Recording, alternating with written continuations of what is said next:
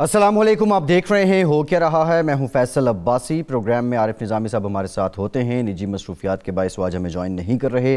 Programme में हमें join किया है वफाकी वज़ीर बराए इंसदाद मनशियात PTI के सीनियर रहनुमा सेनेटर आज़म सवाती साहब ने। बहुत शुक्रिया सवाती साहब आपके वक्त का। आपसे गुफ्तगू करते हैं। पाकिस्तान डेमोक्रेटिक मूवमेंट का जो सरबराही इजलास है वो जारी है। इसमें शरीक 11 जमातों के सरबराहान अपनी अपनी आरा और तजावीज़ दे रहे हैं, और जो अहम नुक्ता है आज के इस बैठक का वो यही है कि लॉन्ग मार्च पहले किया जाए या इस्तीफ़े पहले दिए जाएं, और इन दोनों ऑप्शंस पे गौर किया जा रहा है। और ज़राए ये बता रहे हैं कि इस्तीफ़ों का फ़ैसला लॉन्ग मार्च के बाद जो है वो देने का फ़ैसला किया गया है। लेकिन जो ही बाज़ाब्ता बाकायदा तौर पे कोई एलामिया सामने आता है PDM की आज की इस बैठक का, तो इस पे बात हो सकेगी। इसके साथ साथ दूसरी जानिब अगर हम लाहौर की बात करें, PDM का जलसा 13 दिसंबर का खुलेआम सरेआम सरे बाज़ार कोरोना SOPs की खिलाफ वर्जियाँ जारी हैं। पाकिस्तान मुस्लिम लीग नून बिलखुसूस अपने कारकुनान को मोबिलाइज़ करने पे तुली हुई है, और ना सिर्फ लाहौर बल्कि लाहौर के गिरदो नवा में भी जो इलाके हैं वस्ती पंजाब के इर्द गिर्द, वहाँ तक जो सेकंड टियर है मुस्लिम लीग नून की लीडरशिप है वो पहुँची हुई है। लोगों को पैगामात दिए जा रहे हैं कि 13 दिसंबर के जलसे में मीनार पाकिस्तान पर आपने शिरकत करनी है। लेकिन कोरोना SOPs को लेके हुकूमती जो हिकमत अमली है मां सिवाय FIR देने के कोई नज़र नहीं आ रही है। अब देखना क्या है इस जलसे के बाद कोविड कितना फैलता है, और हुकूमत क्या उससे पहले कोई ऐसी जामे पॉलिसी सामने लेके आती है जिससे कोविड के फैलाव को रोका जा सके। ये भी सवाल है, इस पे भी जिक्र करेंगे। कुछ बलूचिस्तान की सियासत का जिक्र भी करेंगे। अब्दुल कादिर बलोच और सनाउल्लाह ज़ाहरी के जाने के बाद मुस्लिम लीग नून को धचका तो पहुंचा था, लेकिन वो उतना बड़ा डेंट नहीं दे पाए जिसकी वो शायद एक अलामत समझे जा रहे थे। और अब नए सदर बलूचिस्तान में मुस्लिम लीग नून उसकी तलाश में है। नवाब असलम रईसाम लिया जा रहा है। ये तमाम मामलात हैं जिस पे हम बात करेंगे। सवाती साहब पहले आपकी तरफ आते हैं। जो आज यकनुकाती एजेंडा कह लें वो लॉन्ग मार्च और उससे ज़्यादा इस्तीफ़े हैं। इस्तीफ़े आपकी जमात ने जब नून लीग की जमात के ख़िलाफ़ धरना दिया था 126 दिन पे तवील उस वक्त भी दिए थे, लेकिन हमने ये देखा कि सिर्फ जावेद हाशमी साहब का इस्तीफ़ा कबूल किया गया क्योंकि उन्होंने on the floor of the house speaker को मुखातिब करके अपना इस्तीफ़ा अनाउंस किया था। बाकी जो लोग थे कोई इन पर्सन पेश नहीं हो सका, कोई उस मुद्दत से पहले अपना जवाब दे दिया, किसने जवाब दिया नहीं। दर्जनों लैकूनास थे जो आईनी हैं। ये जो PDM इस्तीफ़े देने की बात कर रही है, क्या ये आइन के तकाजे पूरे करके देंगे या फिर सिर्फ खानापुरी के तौर पे आपको लग रहा है ये इस्तीफ़ों को नारे के तौर पे इस्तेमाल कर रहे हैं? देखिए अब्बासी साहब, माशाल्लाह आपने बड़ी ज़बरदस्त तमहीद या ओरिएंटेशन जो है ये की, और आपके सारे नाजरीन या आपके चाहने वाले जो आपके इस प्रोग्राम को देख रहे हैं वो आपके इस तजिए से जो है वो बड़े मुस्तफ़ीद होंगे। मैं इसका जवाब इस सूरत के अंदर दूँ कि आज 3.5 घंटे कैबिनेट का इजलास हुआ, और इजलास के अंदर की कहानियाँ तो माशाल्लाह जो है आप लोगों तक हमसे पहले जो है वहाँ पर पहुँच जाती हैं। अगर हुकूमत को इनके लॉन्ग मार्च से, इनके इस्तीफ़ों से अगर ज़रा बर भी, एक रत्ती बर भी जो है अगर कोई फ़िक्र होती तो कम से कम 3.5 घंटे के इजलास के अंदर जो है वो 1 मिनट तो बात कर सकते जी। मैं आपको हकीकत बताता हूँ, सच्चाई से कहता हूँ, और मेरा ये ख्याल है आप उसको अप्रिशिएट करेंगे कि मैं अंदर की बात आपको बता रहा हूँ। 1 मिनट के लिए भी किसी वजीर ने और प्राइम मिनिस्टर ने इसके ऊपर तबसरा नहीं किया। उसकी बुनियादी वजह मैं आपको ये बताता हूँ, जो हमारा जो 126 दिन का धरना था, और आपको मालूम है कि मैं उस वक़्त KPK का सदर था, और ज़्यादा जमघटा जो है या ज़्यादा जो लोग आते थे उसके अंदर डेली, वो तकरीबन KPK के लोग थे या इस्लामाबाद और रावलपिंडी करीब के लोग जो है आया करते थे। हमारा उस सारे 126 दिन की लॉन्ग रिहर्सल का एक इखलाकी जवाज़ था। आज कोई इखलाकी जवाज़ नहीं है। मैं इस तरह उसको लेके जाऊं कि इस वक्त सारा जो पेच और खम अंदर जो इस वक्त इजलास हो रहा है वो एक ही बात पे हो रहा है कि हम पीपल पार्टी को किस तरीके से बनाएंगे कि वो इस्तीफे देगी। उसकी वजह यह है कि बाकी सारी जो बातें तो लूट मार से बाहर है, हुकूमत से बाहर है, इररेलेवेंट है। एक ही जमात है जिसका कारोबार इस वक्त चल रहा है, वो है सिंध में जी। आपको ये भी मालूम है कि सिंध की धरती की ये मिजाज है, खासकर रूरल सिंध का, کہ اگر 6 مہینے کے لیے یہ حکومت سے باہر گئے تو یہ خدا کے فضل سے کبھی حکومت میں نہیں آ سکتے. جی میں بالکل وثوق سے کہتا ہوں. محسوس کرتے ہیں ہمارے جو پیپل پارٹی کے جو دوست ہیں پارلیمنٹیرین سے جب ان سے بات ہوتی ہے یہ خالی دوست ہمیں دھوکہ، لیکن عمران خان کو نہیں جانتے. میں نے ابھی ایک پروگرام کے اندر سواتی صاحب یہ کہ میں اس کے ساتھ کھڑا تھا. جی پیپلز پارٹی کا یہ ویژن مشن بھی ہے. جب انہوں نے 1985 کے غیر جماعتی انتخابات کا بائیکاٹ کیا تو وہ بہت بڑی غلطی آج بھی اسے تصور کرتے ہیں اور وہ اپنے آپ کو پارلیمانی فلور پہ ہمیشہ زندہ رکھتے ہیں. اس کی ایک مثال یہ ہے کہ مشرف دور میں بھی وہ پارلیمنٹ کا حصہ رہے ہیں، وہ اب بھی ہیں. یہ بات آپ کی کسی حد تک ٹھیک ہے، اس پہ آتے ہیں. لیکن جس طرح آپ نے کہا کہ کیبنٹ کے اجلاس میں 1 منٹ تک بھی ان کا یہ لانگ مارچ اور یہ پی ڈی ایم کا شو یہ زیر بحث نہیں آیا، آپ نہیں سمجھتے کہ یہ حکومت یہاں پہ کہیں نہ کہیں کچھ سستی کر رہی ہے؟ عوام تو ان کے ساتھ نکل رہے ہیں اور عوام کے تحفظ کی ذمہ داری، خواہ وہ کورونا ہو، امن عامہ ہو، کوئی بھی وجہ ہو، وہ آپ پہ بنتی ہے اور اس وجہ سے حکومت کو کچھ نہ کچھ کرنا چاہیے، ان کو انگیج کرنا چاہیے. عباسی صاحب آپ ہوں گے اور نظامی صاحب ہوں گے، یہ سمجھتے ہیں کہ کورونا ایک ایسی آفت ہے. یقین کریں میں ایبٹ آباد میں رہتا ہوں، ایبٹ آباد میں اس وقت جو ہے 17 سے 20% جو ہے وہ جا چکا ہے. ہر گھر کے اندر جو ہے اس وقت ماتم بچھا ہوا ہے. ہسپتال فل ہیں، یہاں تک کہ کلندر آباد، ایبٹ آباد کے سارے ہسپتال فل ہونے کے بعد اب کلندر آباد میں جو ایک کرسچین کا ہاسپٹل ہے اس میں جو ہے اس وقت لوگ وہاں پہ داخل ہیں. کہنے کا مقصد یہ ہے کہ یہ لیڈر جو یہ سارا کچھ ڈرامہ یہ کر رہے ہیں یہ قطعاً عوام کے لیے نہیں، عوام کی صحت سے ان کو کوئی غرض نہیں، ریاست پاکستان سے نہیں، اکانومی سے نہیں، مہنگائی سے نہیں. ان کا جوڑ جو ہے وہ ایک ہی بات کے اوپر ہے کہ موجودہ حکومت کو کس طرح چلتا کیا جائے تاکہ ان کا کاروبار بحال ہو سکے. ساروں نے سر جوڑے ہوئے ہیں، ایک ہی بات کر رہے ہیں کہ حکومت کس طرح جائے گی. اور یقین کریں اگر عمران خان کے عزم، اس کی بہادری اور سچائی کے تحت 126 دن تک ہم نواز شریف کی حکومت کو نہیں ہٹا سکے تو میرا خیال ہے یہ عمران خان کو جانتے نہیں. جی اس سے معاشی نقصان ہو رہا ہے، ہمیں دکھ ہے. اس سے صحت کے اوپر جو ہے بہت بڑا بوجھ ہو رہا ہے، ہمیں دکھ ہے. لیکن یہ ان کی کتاب سے یہ ساری چیزیں غائب ہیں. ان کو ایک ہی بات ہے کہ دوبارہ کاروبار کس طرح ان کا آئے. اب ان کی ساروں کی نظریں جو ہیں وہ سندھ کے کاروبار کے اوپر ہیں. میرا یہ خیال ہے کہ سندھ کے جو بلاول بھٹو اور اس کی جو عشیر بات ہے اس سے وہ کاروبار جو ہے ختم کرانا چاہتے ہیں. جی بند گلی کے اندر یہ جانا چاہتے ہیں. اور ہم یہ تماشا دیکھ رہے ہیں کہ ایک دفعہ یہ چلے جائیں پھر یہ انشاءاللہ تعالی ٹاک کی ٹیبل کے اوپر، مذاکرات کی ٹیبل کے اوپر آئیں گے. اور پھر اگر یہ کسی ملک کے مسئلے کے لیے، ملک کی معیشت کے لیے، مہنگائی کے لیے، پارلیمنٹ کو امپروو کرنے کے لیے، بہتری کے لیے آئیں گے تو ہم مذاکرات کے لیے تیار ہیں. سواتی صاحب یہاں دیکھیں پرائم منسٹر نے بھی آج کہا کہ مذاکرات کے لیے تیار ہیں، این آر او کی بات نہیں ہوگی. آپ یہ کہہ رہے ہیں کہ حکومت کی اپروچ یہ ہے کہ یہ بند گلی میں چلے جائیں تو پھر ان سے مذاکرات ہوں گے. اب مسئلہ یہ ہے کہ حکومت کہتی ہے ہم نے مذاکرات نہیں کرنے، اپوزیشن کہتی ہے ہم نے تو حکومت سے کرنے ہی نہیں ہے، ہم نے ریلیونٹ کوارٹر سے کرنے. لیکن اس سارے تناظر میں جو دباؤ ہے، بھلے حکومتیں جاتی نہیں ہیں سواتی صاحب، لیکن جو کارے حکومتیں، جو آپ کے کام ہیں وہ تو کہیں نہ کہیں مفلوج ہوتے ہیں، ان پہ تو اثر ہوتا ہے نا. تو اس کا نقصان تو جا کے عوام کو ہی ہوتا ہے. اس کے تدارک کے لیے کیا حل؟ دیکھیں اس پہ میں سمجھتا ہوں کہ پوری ریاست کو نقصان ہے، اس میں تو دوسری رائے ہے نہیں. کیا وہ یہ نہیں سمجھتے کہ وہ نقصان کرنے کے لیے جا رہے ہیں؟ اور کیا وہ یہ نہیں سمجھتے کہ موجودہ حکومت جو ہے ان کے جلسے اور جلوسوں سے جو ہے وہ چلی جائے گی؟ اگر یہ فیکچوئل صورتحال نہیں ہے تو پھر ان کو خود اس سمت کی طرف کیوں جا رہے ہیں کہ جو منزل کی طرف نہیں لے کے جا رہی؟ دیکھیں نا، ان کی منزل تو یہ ہوگی کہ عمران خان حکومت چھوڑ دیں گے. ان کی منزل یہ نہیں ہے کہ اس وقت ریاست کی معیشت جو ہے اس کے اوپر فرق پڑے گا، انویسٹر جو ہے وہ بھاگ جائے گا، ہمارے ملک میں جو ہے ترقی نہیں ہوگی، اسکول کالجز اور یہ سارے جو ہیں اس کے اوپر اور بوجھ پڑے گا، صحت جو ہمارا نظام نیچے جائے. قطعاً نہیں. یہ ان کے مسائل نہیں ہیں، ان کا لوٹا ہوا مال ہے وہ ہضم کرنا ہے، جو انشاءاللہ تعالی نہ نیب نہ عدالتیں اور نہ اس ملک کا قانون اور آئین جو ہے ان کو ہضم کرنے دے گا. جی اس لیے جس منزل کے اوپر نکلے ہیں وہ راستہ کوئی اور ہے منزل کے لیے. اور اگر یہ چاہتے ہیں کہ ہمارے ساتھ بات نہ کریں، کسی اور ادارے کے ساتھ کریں تو بسم اللہ.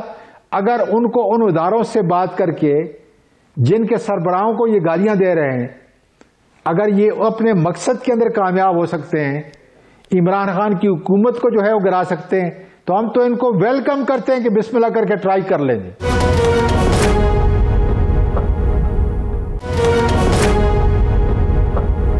سواتی صاحب، کیپ دس اپارٹ کے پیپلز پارٹی استعفوں پہ مانے گی یا نہیں مانے گی؟ نون لیگ میں سے کتنے لوگ استعفے دیں گے؟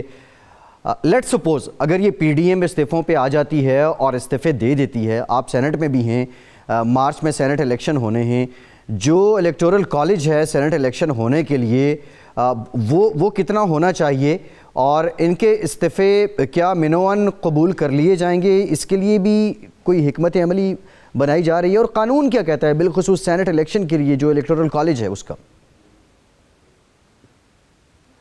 بھائی صاحب، میں تو کہہ رہا ہوں نا کہ ادارہ جو ہے وہ ہے آپ کا الیکشن کمیشن آف پاکستان، وہ ایڈمنسٹریٹولی بھی آزاد ہے اور فائنانشل بھی۔ اب ہم نے امینڈمنٹ کر کے اس کو آزاد بنا دیا ہے۔ یہ سوچ ان کی ہے کہ اگر کوئی استعفیٰ دیتا ہے، جو قانون اور آئین کے اندر جو ہے ضابطہ لکھا گیا ہے کہ یہ دیں گے، اس کے بعد اسپیکر یا سینٹ کا جو چیئرمین ہے ان کو بلائے گا اور پوچھے گا کہ یہ والنٹری ہے، کسی اور اپنی مرضی سے جو ہے انہوں نے دیا ہے۔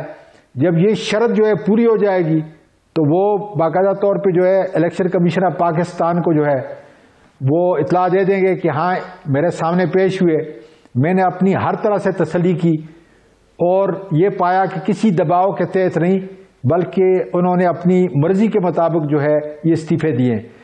جب یہ ضروریات قانون اور آئین کی پوری ہو جائیں گی تو اس وقت جو ہے میرا یہ خیال ہے کہ جو الیکشن کمیشن آف پاکستان ہے ان کو ڈی نوٹیفائی کر سکتا ہے، مرضی ان کی ہے، اس میں حکومت کا کوئی عمل دخل نہیں جی۔ اور جب یہ ہو جائے گا اس کے بعد یہ ان کا اپنے شیڈیول کے مطابق ایک ضابطہ ہے کہ جب سیٹیں خالی ہو جاتی ہیں تو پھر اس کے بعد الیکشن کمیشن کیا کرتا ہے، اس کے بعد وہ بائی الیکشن کرائیں گے انشاءاللہ تعالی اور ہم ان سیٹوں کے اوپر اپنا الیکشن لڑیں گے۔ جی ٹھیک ہے۔ اچھا سواتی صاحب، کل آپ کا ایک ایونٹ تھا آپ کے منسٹری کا، اینٹی نارکوٹکس فورس کا، جس میں پرائم منسٹر پاکستان بھی تھے۔ موقع پہ عمران خان صاحب نے کیا کہا، ذرا یہ سنیے پھر آگے سواتی صاحب سے جاتے ہیں۔ جی۔ معاشرے کی بدقسمتی سب سے بڑی کیا ہوئی؟ کرپشن کے پیسے سے، ڈرگز کے پیسے سے کئی لوگ الیکشن بھی جیتے تھے۔ میں یہی چاہتا ہوں کہ ڈرگ سے اور یہ جو کرپشن کی کینسر ہے اس سے پورا معاشرہ لڑے، کیونکہ اس کا سب سے بڑا خطرہ اب ہماری یوتھ کو ہے، نوجوان، ہمارا جو آنے والی نسل ہے اس کو اب ہم نے بچانا ہے اس سے۔ سواتی صاحب، پرائم منسٹر نے کہا کرپشن کے پیسے سے یہ الیکشن جیتے تھے، ڈرگز کے پیسے سے یہ الیکشن جیتے تھے۔ کرپشن کا تو عوام کو پتہ ہے، ہمیں بھی پتہ ہے، لیکن وہ کون سے سیاستدان ہیں جو منشیات فروشی کے ذریعے پیسہ بناتے ہیں اور پھر وہ انتخاب لڑتے ہیں اور پھر وہ مقدس ایوان میں جا کے بیٹھ جاتے ہیں؟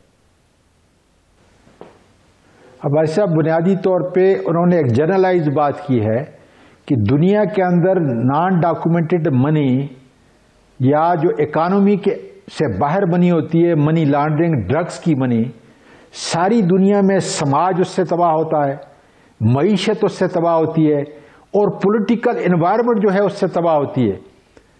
اب اگر میں انتہائی، چونکہ یہ بڑا حساس قسم کا مسئلہ ہے، کیا پاکستان میں آپ کو معلوم نہیں کہ کون بڑے بڑے ڈرگ لارڈ جو ہے انہی اسمبلیوں کی زینت بنے اور آج بھی کچھ ہے؟ کیا یہ کوئی نئی بات ہے؟ کیا آپ اس معاشرے کے فرد نہیں ہیں؟ سواتی صاحب جو آج ہیں، سواتی صاحب جو آج ہیں، ان کا تعلق حکمراں جماعت سے ہے یا اپوزیشن کے لوگ ہیں یا حزب اقتدار میں بھی اور اختلاف میں بھی؟ سنیں بھائی صاحب، مجھے اس تفریق میں جانے کی بجائے میں آپ سے یہ پوچھ رہا ہوں کہ جو آدمی اتنے بڑے پیسے خرچ کر کے اس اسمبلی کے اندر آتا ہے، کتنے ایسے ہوں گے جن کے پاس اپنا پیسہ ہوگا؟ باقی پیسہ کرپشن کا ہے، باقی پیسہ منشیات کا ہے، باقی پیسہ ناجائز دولت کا ہے۔ میں تو یہ کہتا ہوں نا کہ میں تو ایف بی آر کو حرکت کوستا ہوں جی کہ کیا اس اسلام آباد کے اندر جتنے بھی لوگ بستے ہیں ہر دوسری یا تیسری کوٹھی چوری کی نہیں ہے؟ کیا سروے انہوں نے کیا ہے؟ آپ تیر مارا ہماری حکومت کے اندر بھی 2.25 سال ہمارے ہو چکے ہیں۔ جی ایف بی آر نے کتنے لوگوں کو خالی سارا ڈیٹا ہونے کے باوجود اس لیے میں یہ کہتا ہوں کہ ہمیں اپنے سماج سے آنکھیں نہیں بند کرنی چاہیے. عمران خان نے حقائق کی بات کی ہے. آج بھی آپ دیکھ رہے ہیں خاص کر بلوچستان کے ایریا کے اندر آپ ذرا دیکھیں اتنی بڑی ڈرگ خالی ایک مہینے میں عباسی صاحب ایک مہینے میں اکتوبر کے مہینے میں $301 ملین کی ڈرگ صرف اینٹی نارکوٹک فورس نے پکڑی ہے. یہ اس پولیس کے علاوہ باقی ایجنسیوں کے علاوہ $301 ملین. اور یہ میں سمجھتا ہوں کہ صرف 2-3% ہے.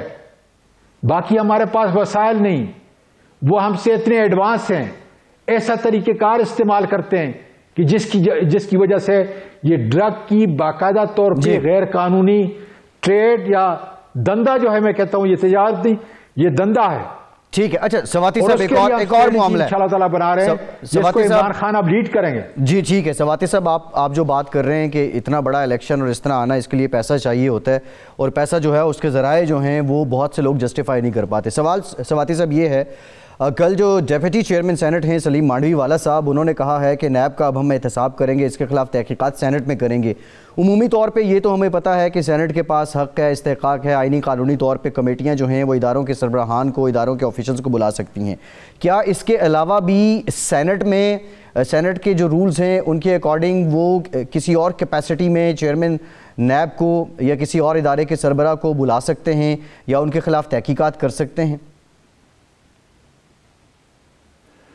دیکھیں, جہاں تک میرا یہ خیال ہے کہ یہ ایک ضابطے کا تعلق ہے, اور چونکہ میں 18 سال سے جو ہے اس سینٹ کے اندر بیٹھا ہوا ہوں, میرا یہ خیال ہے کہ ہم سینٹ کے چیئرمین کو بلا سکتے ہیں اور اخلاقی طور پہ جو ہے ان کو آنا چاہیے. میری بات جو ہے وہ سیاق و سباق سے آپ الگ نہیں کریں گے, میں اپنے تجربے کی بنیاد پہ کہہ رہا ہوں. ہمارا جو پروسیجر ہے اس کے مطابق کہتا ہوں کہ ضابطے کے تحت باقاعدہ طور پر کسی بھی بات کے لیے جو قانون اور اخلاق کا ضابطہ ہے اس کے اندر ہم چیئرمین نیب کو بلا سکتے ہیں.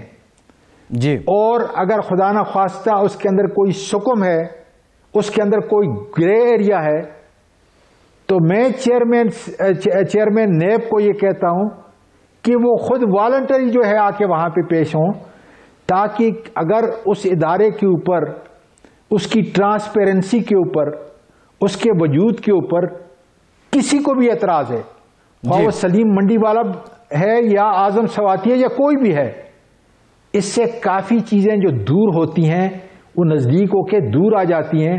کیونکہ آپ کا بھی اور میرا بھی ایک نیب کے اوپر اگر کوئی سوال ہے, ان کی ٹرانسپیرنسی پہ, ان کے ورک پہ, ان کی کیپیسٹی پہ, ان کی پراسیکیوشن پہ, ان کی انویسٹیگیشن پہ, تو نیب کا چیئرمین اتنی بڑی جو ساری زندگی اس نے سروس کی ہے, تجربہ بھی ہے, دیانتدار بھی ہے, وہ آ کر بڑے اچھے طریقے سے پارلیمنٹ کی کسی کمیٹی کو یا پارلیمنٹ کو انشاءاللہ تعالیٰ باور کرا سکتا ہے. ٹھیک کہ جی سواتی صاحب بہت شکریہ, تھینک یو ویری مچ. اعظم خان سواتی صاحب ہمارے ساتھ موجود تھے, وفاقی برائے انسداد منشیات. اور ایک بریک لیتے ہیں, بریک کے بعد ذرا اس پہ بات کریں گے, پی ڈی ایم میں استعفوں کو لے کے کس کو کس پہ شک ہے اور کس کو کس پہ اعتماد ہے. ہمارے ساتھ رہیے.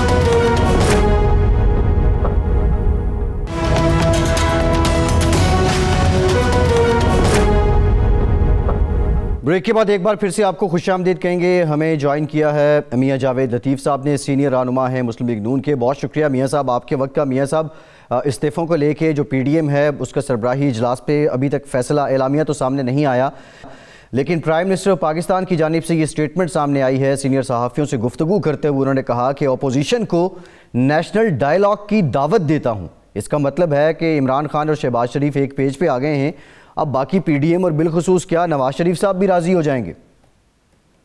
نہیں, بات سیدھی سی ہے کہ پہلے نمبر پر تو یہ بتائیں کہ ابھی بھی آج کے دن انہوں نے بات کی کہ یہ صرف اور صرف اپنے لیے این آر او مانگتے ہیں, اپنے مقدمات ختم کرانے کی بات کرتے ہیں. تو سیدھی سی بات ہے, اس سے تو بات ہو نہیں سکتی. جو آج کا چیف ایگزیکٹو ہے جس کو انگلی سے پکڑ کے لایا گیا اور ابھی تک چلایا جا رہا ہے, جو خود بات تیار نہیں ہے, اس سے کیسی بات کی جا سکتی ہے؟ اور رہی بات نیشنل ڈائلاگ کی، تو جہاں نیشنل ایشوز ہوتے ہیں، آپ یہ دیکھیں کہ مقبوضہ کشمیر کے حوالے سے ہو یا خارجہ پالیسی، داخلہ پالیسی کے حوالے سے ہو، اس وقت تو کبھی اس کو خیال نہیں آیا، تو آج کیسے خیال آ گیا؟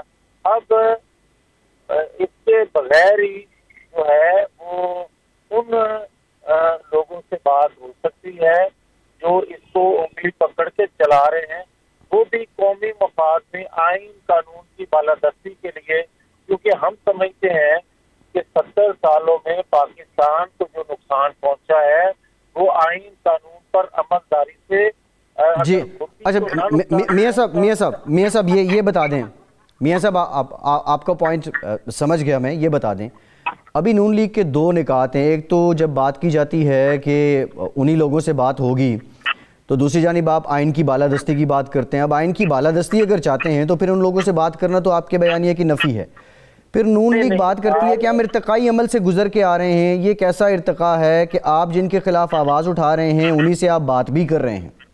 نہیں فیصل، میری بات تو آپ سمجھ نہیں پا رہے، یا باقی لوگ جو ہمارے بات کرتے ہیں ان کو کسی اور طرح میں دیکھا جا رہا ہے۔ بات سیدھی سی ہے کہ بھائی بات ہے کہ آئین قانون کے مطابق اگر تمام ادارے کام کریں، اپنی ڈومین میں رہ کر کام کریں، اور تمام سٹیک ہولڈر جو پاکستان کے ہیں یا ان سے آپ بات نہیں کریں گے، وہ آپ سے بات نہیں کرتے، یہ کہنا غلط ہے کہ ہم کسی سے بات ہی نہیں کریں گے۔ یہ بات ہے کہ ہم آئین قانون کے دائرے میں رہتے ہوئے تمام سٹیک ہولڈر سے کہہ رہے ہیں کہ پاکستان کی بربادی ہو گئی ہے، پاکستان کا ایک حصہ مشرقی پاکستان کی شکل میں آپ سے جدا ہو گیا ہے، اور باقی جسم جو ہے وہ لاغر ہونے کے قریب پہنچ گیا ہے، تو کیا آج بھی ہم بات نہیں کریں گے آپس میں؟ ہم سب اب دیکھیں نا، دیکھیں مولانا صاحب کیٹیگوریکلی کہہ چکے ہیں کہ حکومت سے مذاکرات نہیں ہوں گے، حکومت سے بات نہیں ہوگی۔ شاہد خاقان عباسی صاحب نے ہمارے پروگرام میں یہ بات کی ہے کہ حکومت سے مذاکرات نہیں ہوں گے، تو کیا حکومت آپ کی نظر میں سٹیک ہولڈر ہی نہیں ہے؟ نہیں ہے، سٹیک ہولڈر وہ ہیں جو لانے والے ہیں۔ ٹھیک ہے، اور انہی کے خلاف ایک بیانیہ ہے۔ اچھا خیر میاں صاحب ذرا استعفوں پہ آ جاتے ہیں۔ یہ ابھی اعظم سواتی صاحب تھے بریک سے پہلے ہمارے ساتھ، وہ یہ کہہ رہے تھے کہ جو آپ کا سربراہی اجلاس جاری ہے اس میں جو اپوزیشن کی 10 جماعتیں ایک طرف ہیں اور پیپلز پارٹی 11ویں جماعت ایک طرف ہے، اور سارے پیپلز پارٹی کو منا رہے ہیں کہ آپ استعفوں پہ راضی ہو جائیں، تو پیپلز پارٹی کے ساتھ اس سے پہلے تک آج کے اجلاس سے پہلے تک استعفوں کو لے کے کیا انڈرسٹینڈنگ تھی، کیا زبان دی تھی پیپلز پارٹی نے دیگر پی ڈی ایم کی جماعتوں کو، اور دیگر پی ڈی ایم کی جانب سے پیپلز پارٹی کے ساتھ کیا کمٹمنٹ تھی؟ دیکھیں بات فیصل یہ ہے کہ جو سواتی صاحب آپ کو کہہ رہے ہیں کہ خیر کریں، اپنے ممبران کو اکٹھا رکھیں، ان کی طرف سے استعفے آنے کی باتیں ہو رہی ہیں، آپ کہتے ہیں پیپلز پارٹی کا، پیپلز پارٹی پی ڈی ایم کا حصہ ہے، یہ کیسے ممکن ہے کہ پی ڈی ایم کے سربراہی اجلاس میں ایک فیصلہ اور کوئی مانے نہ؟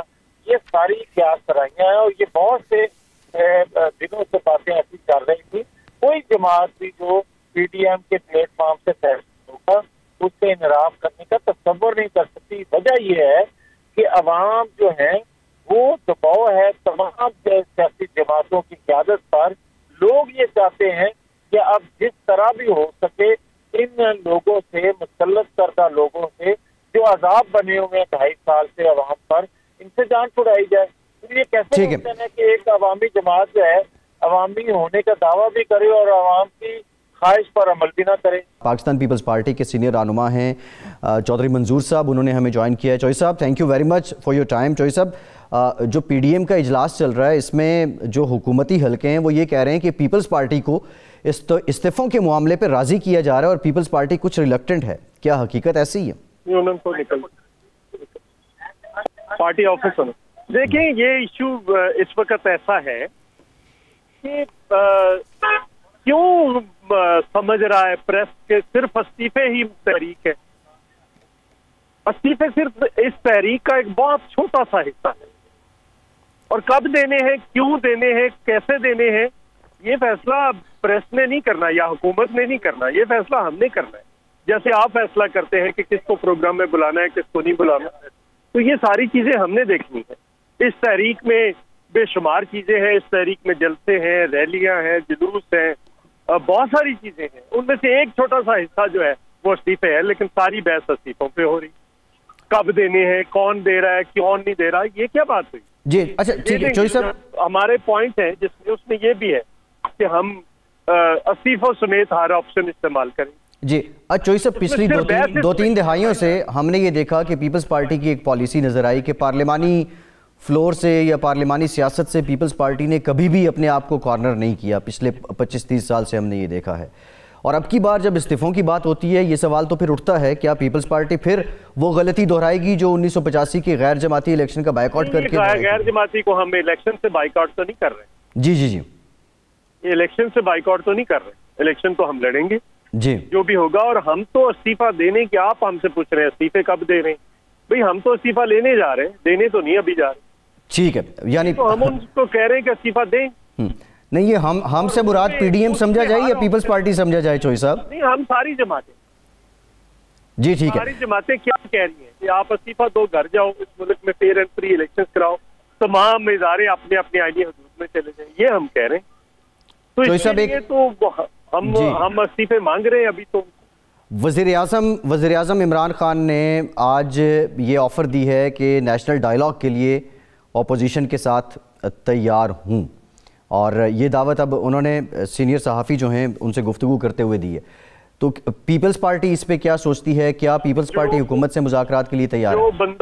جو بندہ کشمیر کے ایشو پہ اپوزیشن کے ساتھ بیٹھنے کے لیے تیار نہیں ہے، اس کے ساتھ اپوزیشن کسی ایشو پہ بھی بیٹھنے کے لیے تیار ہے. جی ٹھیک ہے.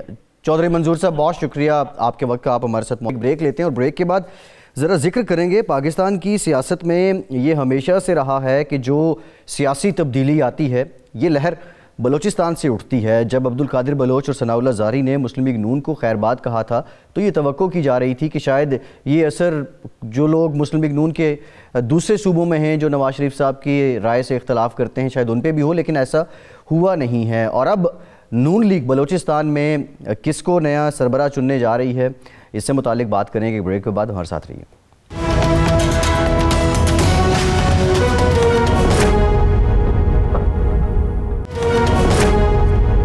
بریک کے بعد ایک بار پھر سے پروگرام میں آپ کا خیر مقدم کرتے ہیں. بریک میں ہمیں جوائن کیا ہے جنرل ریٹائرڈ عبدالقادر بلوچ صاحب نے، سابق رہنما ہیں نون لیگ کے، ہمارے ساتھ موجود ہیں. جنرل صاحب thank you very much for joining us. General صاحب، آپ نے اور ثناء اللہ زاری صاحب نے نون لیگ سے نواز شریف صاحب کا جو بیانیہ تھا اس سے اختلاف کیا اور پھر اس کے بعد کنارہ کشی اختیار کر لی، لیکن پھر یہ خبریں بھی آئیں، بلکہ ہمارے پروگرام میں ثناء اللہ زاری صاحب نے بھی کہا تھا کہ پیپلز پارٹی نے انہیں آفر بھی کی ہے. طویل عرصے سے اب ایک خاموشی ہے، نہ آپ پیپلز پارٹی میں شامل ہوئے ہیں نہ نون لیگ کے ساتھ دوبارہ کوئی راستہ استوار ہوا ہے. کیا ہے نئی منزل آپ لوگوں کی؟ بسم اللہ الرحمن الرحیم. نئی منزل تو ہمارا عوام کے مفاد میں سیاست کرنا اور مینلی بلوچستان کے مفاد کو سامنے رکھتے ہوئے بلوچستان کی نمائندگی کرنا ملکی سیاست میں. اس کے لیے ضروری نہیں ہے کہ ہم کسی سیاسی جماعت کا حصہ بنیں، اور ضروری اس میں یہ بات بھی ضروری نہیں ہے کہ ہم فوراً کسی فیصلے پہ پہنچیں.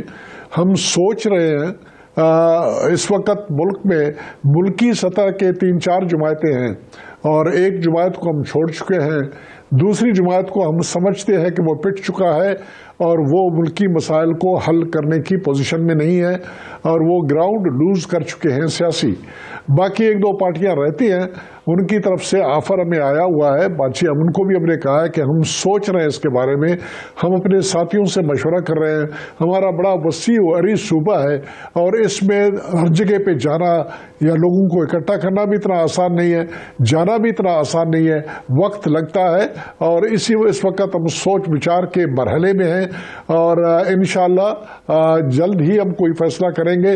ہمارا فیصلہ کسی ایک سیاسی جماعت کے حق میں بھی ہو سکتا ہے، ہمارا فیصلہ آزاد بھی ہو سکتا ہے کہ ہم بلوچستان میں اپنا ایک گروپ بنا لیں.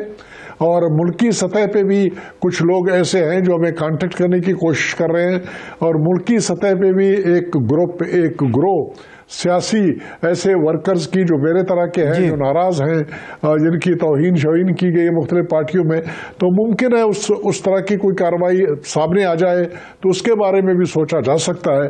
بہرحال آپشنز ہمارے پاس ہیں, کھلے ہیں, اور ہم نہیں چاہتے ہیں کہ فوراً کسی کنکلوژن پہ پہنچے اور پھر بعد میں اس کے چینج کرنے کے بارے میں سوچنا پڑے. جی ٹھیک ہے جنرل صاحب, یہ بات آپ نے کی, یہ بتا دیں جو پیپلز پارٹی نے آپ کو آفر کیا تھا کیا وہ ابھی تک ویلڈ ہے, یا آپ یہ دیکھ رہے ہیں کہ پی ڈی ایم میں پیپلز پارٹی اس وقت شامل ہے, اور اگر پی ڈی ایم میں ہی جانا تھا رہنا تھا تو پھر نون لیگ میں ہی رہتے؟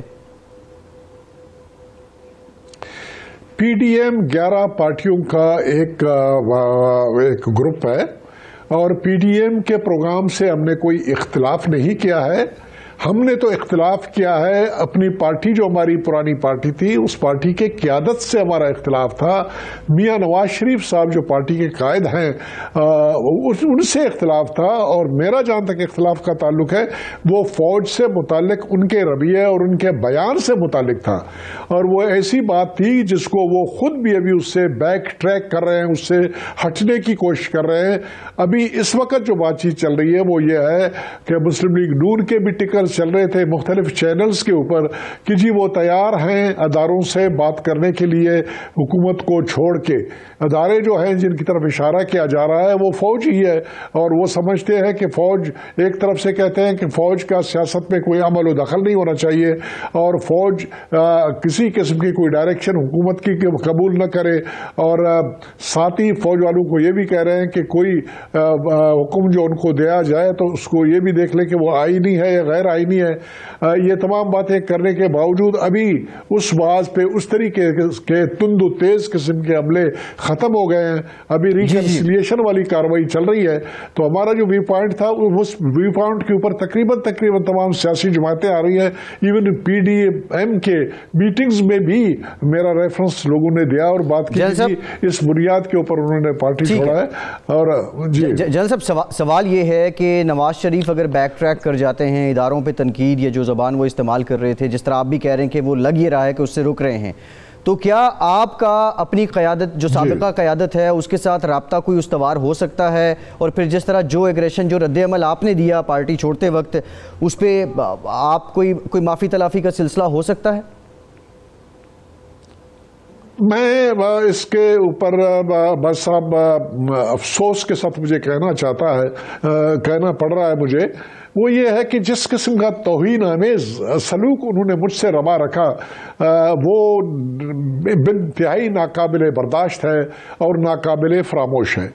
ہمارے پارٹی کے رینک اینڈ فائلز میں کہ جی ان کی حیثیت کیا ہے, جی وہ کون ہے, یہ تو 4 پیسے کے 2 پیسے کے آدمی ہیں, فلان ہیں, اچھے خاصے لوگوں سے اس کے ہم نے کسی کے خلاف کوئی بات چیت نہیں کیا, ہم کسی کو برا نہیں کہتے ہیں.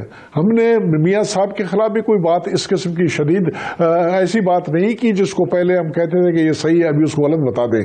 لیکن اور میاں صاحب, میں پارٹی کا صوبائی صدر تھا, اگر میں نے اپنی ناراضگی کا اظہار کیا تھا تو میاں فیملی سے اپنا مریم نواز صاحبہ کوئٹہ میں موجود تھے, ان کی موجودگی میں میں نے کہا کہ جو توہین کی جا رہی ہے مجھے سوچنا پڑ رہا ہے کہ میں اپنے رستے الگ کروں. انہوں نے کچھ بھی مجھ سے بات کرنا بھی اپنی بےزتی سمجھی, اور مجھے اس قابل نہیں سمجھا کہ مجھ سے وہ یہ کہیں کہ جی آپ ریکنسیڈر کریں اپنے فیصلے کو, آپ کچھ کریں, یہ کریں یا وہ کریں.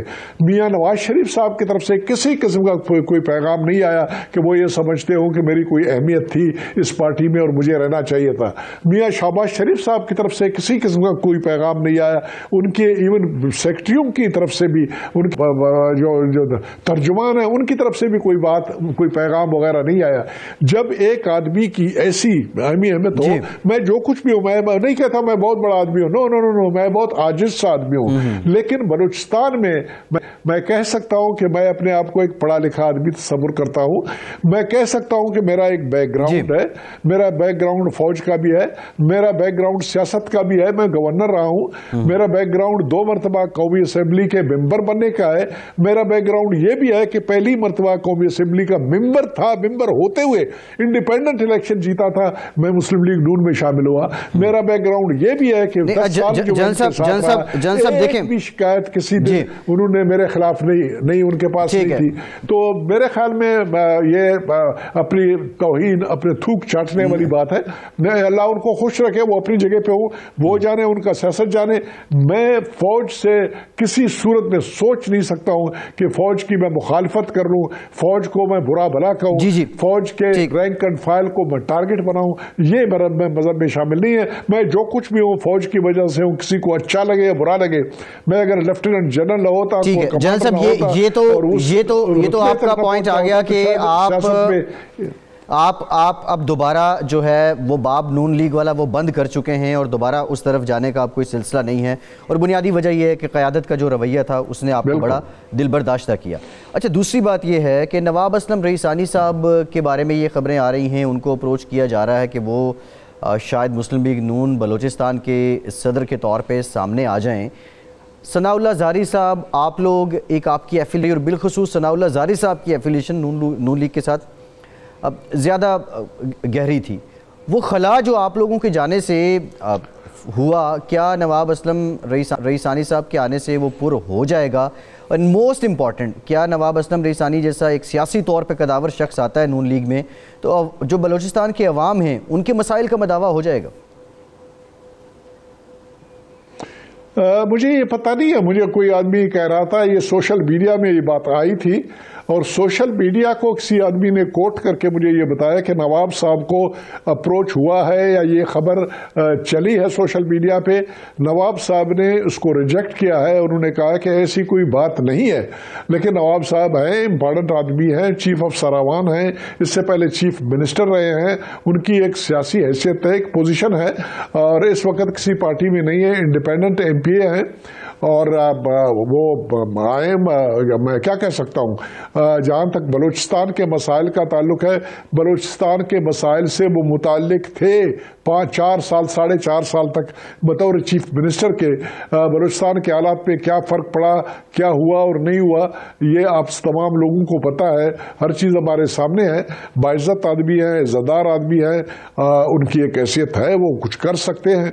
अगर उनकी बात मानी जाए और वो जो कुछ कह रहे हैं उस तरीके से मामलात को चलाया जाए तो शायद वो नतीजा दे सके जिस किस्म के नतीजे की लोग उम्मीद कर रहे हैं। अभी आपने जिक्र किया और आपकी बातों से ये मालूम भी हो रहा है, बल्कि आप तो बबांगे दोहल कह चुके हैं कि मरियम नवाज़ साहिबा का जो रवैया था बिलखुसूस वो आपके साथ मुनासिब नहीं था।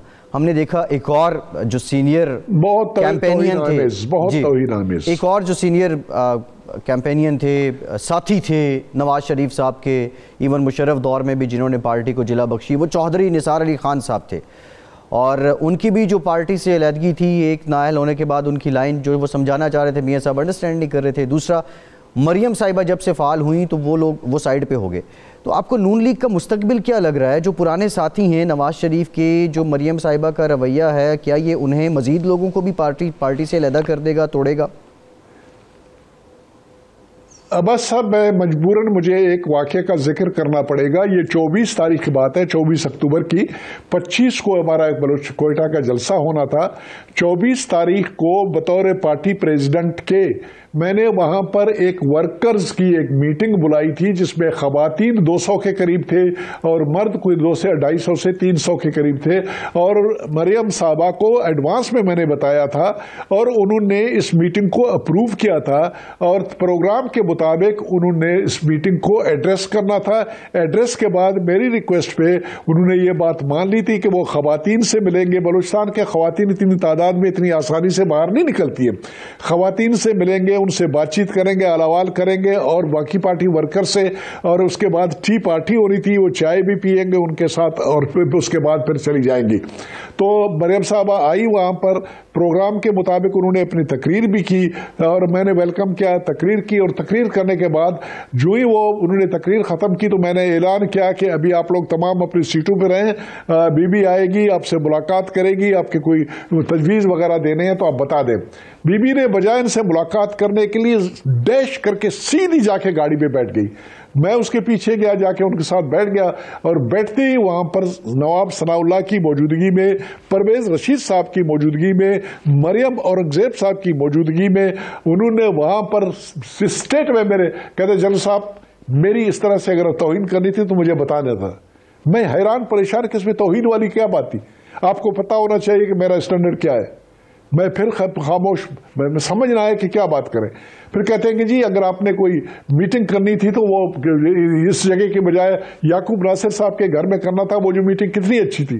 اس میٹنگ کو جب انہوں نے تعریف کی تو اس میں ٹوٹل 3 خواتین تھے اور کوئی 50-60 کے قریب، 60 نہیں تھے 50 کے قریب وہ ینگسٹر تھے ہمارے جو پارٹی ورکرز تھے جن کو میں نہیں بلا تھا. وہاں پر لنچ کا بندوبست میں نے کیا تھا. اس پر میں نے کہا بی بی میں سمجھ گیا، میرے لیے آپ کے پارٹی کا پریزیڈنٹ رہنا میرے لیے ناممکن ہے. Sorry, thank you very much. اس کے بعد آپ کو کوئی شکایت مجھ سے نہیں ہوگی. میں آپ کے اسٹینڈرڈ کے میں کبھی بھی نہ اس کو سمجھ سکوں گا، نہ اس کے مطابق میں کارروائی کر سکوں گا. ابھی آپ دیکھیں کہ ایک آدمی کے پاس جو ملک کا پرائم منسٹر بننا چاہتا ہے، بلوچستان جیسے پسماندہ صوبے میں وہاں کے خواتین آئے، وہاں کے ورکرز آئے، ان کے ساتھ 1 منٹ کے لیے کھڑی ہو کے ان سے 2 بات کرنا اپنی بےزتی سمجھے تو وہ آپ کیا امید کریں گے؟ میرے جیسے جنرل کے لیے اس کو فالو کرنا جنرل صاحب بنیادی طور پہ میں جاننا یہ چاہ رہا تھا. دیکھیں چودھری صاحب کرتا دھرتا تھے، ایون بعض اوقات تو این سے مراد چودھری نثار بھی لینے لگ گئے تھے ایک زمانے میں. کیا ان کے پارٹی چھوڑنے کی وجہ بھی یہی تھی جس طرح کے شکوے یا جس طرح کی تکلیف آپ کو پہنچی؟ دیکھیں جی انہوں نے تو میرے خیال میں وہ ریکارڈ پہ ہے، انہوں نے یہ بیان دیا تھا میرے خیال میں، اگر میں کریکٹلی ان کو کوٹ کر رہا ہوں کہ جی میں تو سوچ نہیں سکتا ہوں کہ مریم صاحبہ کی قیادت میں، وہ تو میری بچی ہے، اس طرح سے ہم ٹریٹ کرتے رہے ہیں. میں میاں صاحب کی قیادت تو ٹھیک ہے، اس کی قیادت میں میرا پارٹی میں چلنا یہ مشکل ہوگا. اس قسم کا انہوں نے بیان دیا تھا. ایگزیکٹ ورڈ اس کے میں نہیں کوٹ کر سکتا ہوں. میرے خیال میں ریکارڈ پہ آپ چیک کر لیں تو آپ کو ان کی وہ ویڈیو کلپس ملیں گے. ٹھیک ہے. جنرل ریٹائرڈ عبد القادر بلوچ صاحب، thank you very much for joining اس کے پروگرام سے اتنے اجازت دیجیے.